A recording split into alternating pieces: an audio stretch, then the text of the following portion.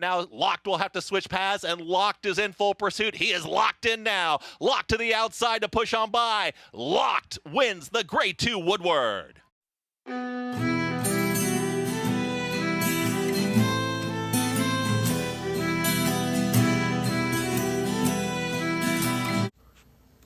Welcome to this episode of Talking Racehorses. I'm the Horse Reactor, and this episode is on Locked. That doesn't mean the episode is locked. Like, you can't watch it. I mean, like, that's literally the horse's name. Locked. L-O-C-K-E-D. So, yeah. I didn't see him that much this year. Or at all last year, or the year before. Actually, no, I didn't see him the year before. Well, at least I don't think I have. Now I don't remember if I did see him the year before, last year. Anyways, a son of Gunrunner out of Luna Rosa by Malibu Moon. Owned by Eclipse Thoroughbred Partners with Walmack Farm LLC, trained by Todd Pletcher. He's a 4-year-old colt, and he's retired. I heard that the horse just retired, so I decided to make this episode on him. Anyways, he had a not really that much of a long career, I want to say. And plus, he didn't win his debut at Saratoga, going 6 furlongs on a dirt fast track in a maiden special weight. He came in third to Just Steel and a horse named B.U. That's B-E-Y-O-U. I've never heard of that horse at all in my life. Anyways, he didn't get his first win until September 1st of 2023. And once again, I didn't see him.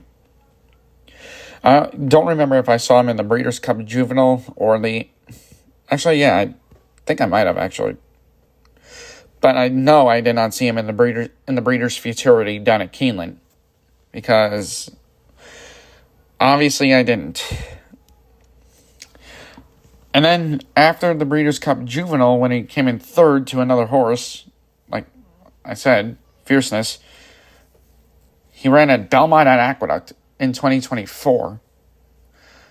And he won that one, beating Gun It and Quality Chick. Then he won his next race, the Cigar Mile, beating Mullican and Post Time. That doesn't mean go watch the race. I mean, like, that's literally the horse's name. He came in second to White Abario this year in the Pacific Classic. I mean, not the Pacific Classic. That didn't even happen yet. The Pegasus World Cup Invitational. Actually, no, wait, the Pegasus World Cup. Isn't it usually just down at Monmouth Park? Because then... Oh, wait, I see the problem. They put the same race twice.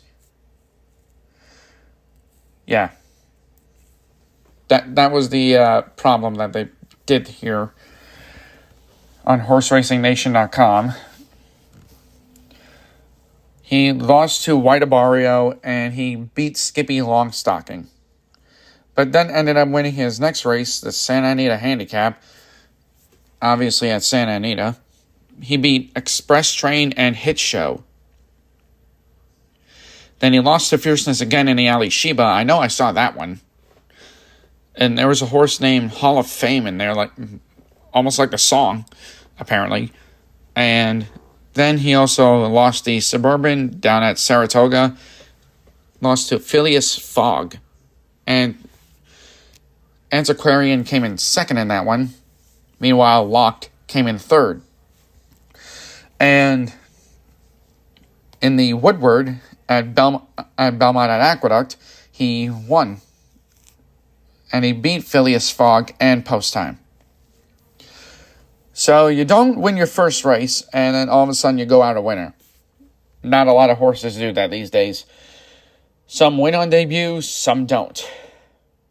And some do go out a winner, some don't. Just want to make that clear.